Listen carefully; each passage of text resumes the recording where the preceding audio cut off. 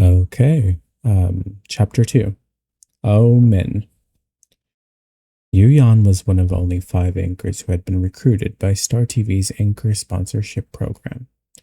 Although there were only 5 people, all of them were very strong. Basically, all of the top players in the Asian server, besides the existing anchors and professional players, had all been recruited by Star TV. Oh, sorry. Kitty cat distracted me. Oh no. Okay. After all, Star TV was the best live streaming platform for development at the moment. It had a large audience, good traffic, and most of the great gaming gods. The platform was very generous towards those who became part of the sponsorship. The contract stated that there was a very high base salary after they obtained tenure, and it was hard for a person not to be excited by such an offer. The only disadvantage of the sponsorship was that the position on the recommendations list of the platform wouldn't be the same for all 5 of the recruited players. Star TV had limited recommendation list space, and normally it wasn't even enough for the other people, popular tenured anchors, hence the stipulation. An observation period of 1 month for the 5 new anchors. After 1 month, the most popular anchor would get the best spot on the recommendation list, and so on. The lower their popularity, the worse the spot on the recommendation list they would get. It sounded cruel, but it was also a normal system. The law of the jungle, only the strong would survive. No one who had agreed to participate in the program had any problems with it. Yu Yan naturally had no objections. In the first match of his solos, he took second place. He took a deep breath and then quickly opened up his live stream to take a look. Looking at his viewer count, he felt as if he was opening up a gift. 11 people. It was like opening up a much anticipated gift to just find a snow globe, which, when shaken a few times, would have a few fake looking snowflakes show up. But fortunately, he was always optimistic. Checking the time, he realized he still had 20 minutes to go before his live stream would hit its first hour. When he had joined, he had asked a lot of questions about Star TV's rules. When the live stream first started, it wouldn't appear on the latest live streams list immediately, but would briefly appear on the list only after the live stream had streamed for an hour. As for how long it would stay on the list, that was uncertain. If it was the peak time for streaming, it would be pushed down by other streams very quickly. Yu Yan had to cherish this short period of time. He moved his mouse to the bottom left corner of the game screen and set the game mode to squads, playing a game of 4, saving the lives of some common people. He said with a smile. Even if no one acknowledged him in the stream's barrage, he didn't care. After getting matched in less than 10 seconds, he entered a Manners Plaza and the 60-second countdown began. So this is PUBG's waiting area. It happens in every match for 60 seconds. With a slight cough, he opened his mic and asked, "Bros, are you there?" In PUBG's duos or squad mode, you had to depend on your teammates, no matter how strong you were. Individually, it was very difficult to play 1 against 4 here.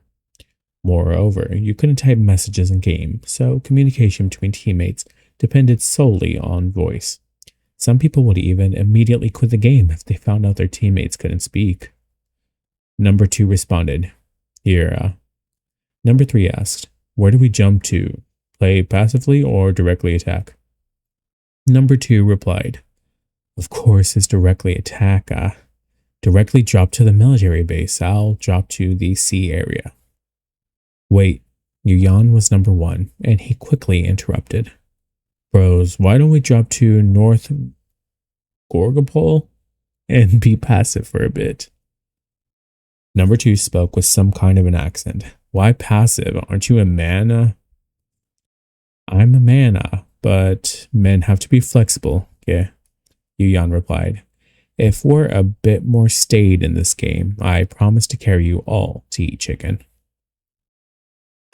I can also say something like that. What if we end up not eating it? If we don't eat, Yu-Yan lowered his voice a little, copied number two's accent, and pretended to be bashful as he said, "You can do whatever you want, okay?" Number two was shocked. Holy shit, bro. You can jump wherever you want to jump to. Don't be gay at me. Get away, get away. Amazing. Upon harvesting his first line in the barrage, Yu-Yan completely cheered up and happily marked a landing point at North Gorgopol. After jumping off, he observed the situation. One team on the left and two teams on the right. The two teams on the right have jumped very close to us. We'll have to fight them, so you guys should be careful when landing, said Yu-Yan as he maneuvered towards the right midair with his parachute. Number three asked, "Didn't you say to be careful when jumping down? Why did you jump to the right by yourself?" Although he wanted to enter the final circle, he also had to take into account the 11 spectators who were viewing his gameplay. This game was a shooting game, not an item collection game. "It's okay, I won't fight them," Yu-Yan answered. "I'll see if I can pick out any weaknesses." Number two asked again, "How can you pick out a weakness?" Yu-Yan smiled and didn't speak. He jumped to the top of one of the tall buildings. Fortunately, there was actually an M416 up there. He quickly picked it up and loaded it, then crouched down at the corner of the roof. "What is the anchor doing? Pick up the first aid kit next to you, Yu-Yan didn't respond and continued to just crouch there. Immediately, there was a burst of gunfire around him. The two teams that had jumped to the right had begun fighting. Soon, the counter on the upper right-hand corner of the screen began to drop as the sound of guns reverberated and the kill count increased. Although it couldn't be confirmed that it was due to the players of the two teams downstairs, the sound of gunfire could be used as a reference to figure out the kind of guns they were carrying, which, when compared to the kill count, could also count as gathering information. Finally, the sound of gunfire stopped, and after calculating for a bit in his head, he said, "It's over. There are only 2 people left." 4 people, their teammates will definitely come and help pull them up again. It was the same person who had been typing all this time. Yu-Yan grit out a sentence.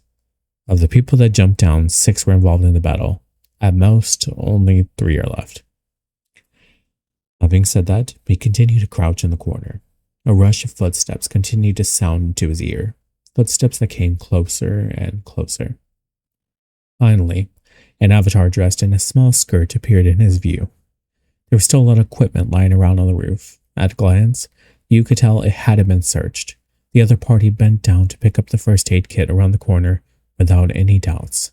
Bam, bam, bam. Yu-Yan didn't hesitate at all, agilely shooting until the agilely, okay, whatever. Shooting until the person hit the ground. Every single bullet had hit its mark, and not a single one was wasted.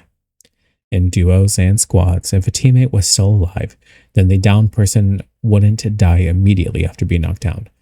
But they couldn't do anything except crawl. As long as you weren't killed again, and your teammates arrived in time, then they could revive you. This person obviously had teammates. She knelt on the ground and didn't move for a long time, seemingly still not have reacted to the ambush. "This is called baiting," Yu-Yan chuckled. With that, he raised his gun again to get rid of the person. Little Gege," a sweet female voice in a pitiful tone suddenly sounded. "Little Gege, let me go." In the game, you could choose to speak either with only your team or have wide open communication. When using wide open mode, enemy players around them could also hear. "Holy shit, little Gigi. Anchor, let her go." Yu-Yan held his gun up, walked up to her, and crouched down next to her slowly. And then he swung his fists until he had pummeled her to death. Bullets are a very valuable commodity at the beginning of the game. When you first land and start attacking, everyone should remember that just knocking your opponent into the ground is fine. Don't rush to kill them. You can still use them as bait to draw out their teammates. Yu-Yan changed the topic of conversation and actually started to teach. Then he selected the wide open option for his endgame mag. Little Gigi, you're not in good company, It's been so long and your teammates haven't even come to save you. It's really too much. I'll go take care of them for you now. So, she watched as this person ran downstairs happily and killed her teammates with ease. Number 2 praised, Bro, you're really something. That's not true. Yuyan's copied accent wasn't just similar to his, but also sounded very interesting. He opened up the map. Have you searched everywhere and found everything? It's time to go. This match had the circle form at the military base, and it was across the map from them. Number 3 replied, Okay, let's distribute everything between ourselves, Spa. I have a lot of parts here. The 3 people gathered, and all the items were divided up. But number 4 still hadn't arrived at the gathering spot. Number 2 yelled, Number 4, what are you doing? We're leaving. Half a minute later, number 4 stumbled over with his gun. He turned out to be a rookie player. Yuyan looked at the 2 guns the other party was holding. Neither was a good gun. It seemed that he still couldn't distinguish which ones were good and which ones were bad.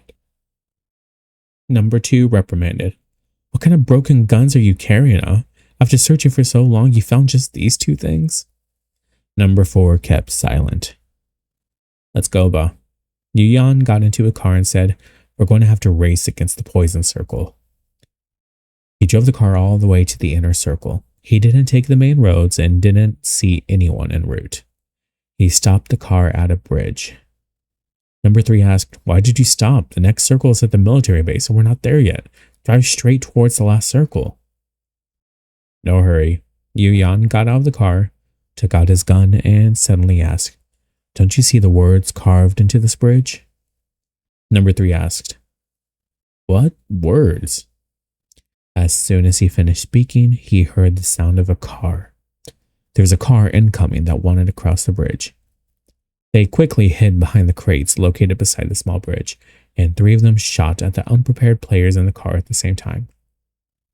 However, due to the fast speed of the car, the other 2 people weren't prepared and thus didn't even manage to graze the car with their shots. Yuyan calmly looked down his sight and took aim. He moved his mouse to follow the car as he continuously shot at it. His earphones were full of the sounds of impact after the bullets hit the car. In just a few seconds, from his perspective, he could see green blood continuously flowing from the left side of the car. You killed Lachaguna? Okay. With an M416. Yuyan chuckled, reloaded this word again. Agilely,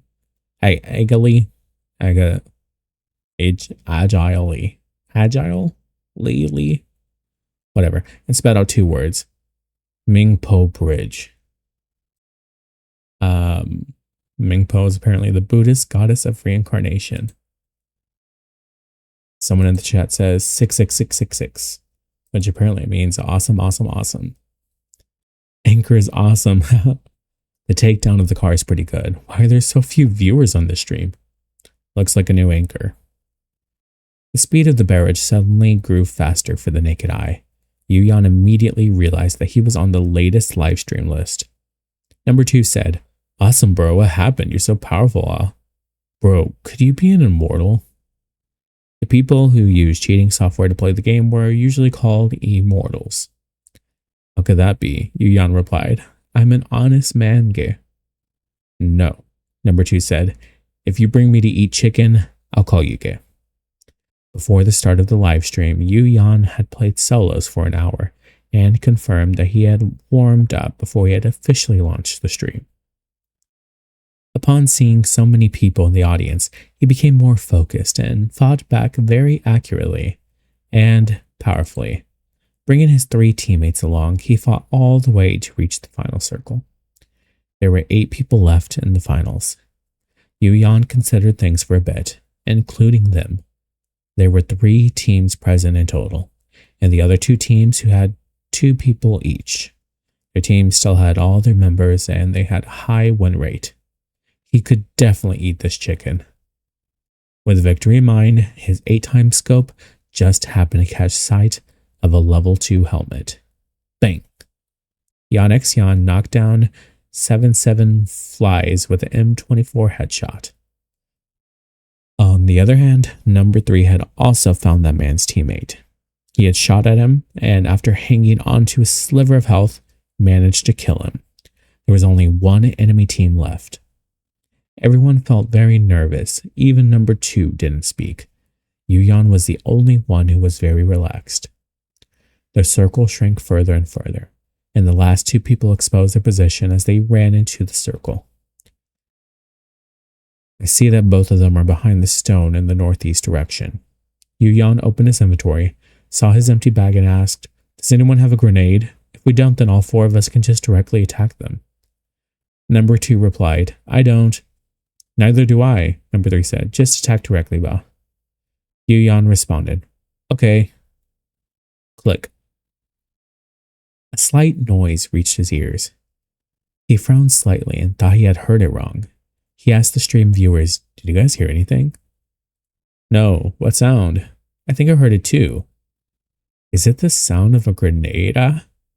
Yuyan had wanted to add something when suddenly a loud noise resounded in his ear. Bang! He stared at his endgame avatar, exploded, and was killed. He stared as his endgame avatar exploded and was killed by a grenade. He just died, kneeling on the ground. Just then, that had actually been the sound of number 4 pulling out the pin from the grenade. "Number 4, what did you do?" he asked, completely befuddled. Number 4, who had also been exploded and killed. "Didn't you want me to use the grenade?" His voice was very childish, so he was just a kid. He sounded like he couldn't be older than 15. "Then you still need to throw it over there." "How can I throw it without pulling the pin?" The kid felt very aggrieved. He had specifically Baidu'd how to pull the pin. Yuyan. When the people on the opposite side heard all this, they immediately wanted to take advantage of this chaos. Number 2 and number 3 aimed carefully, and with some burst fire, successfully killed the other 2 players.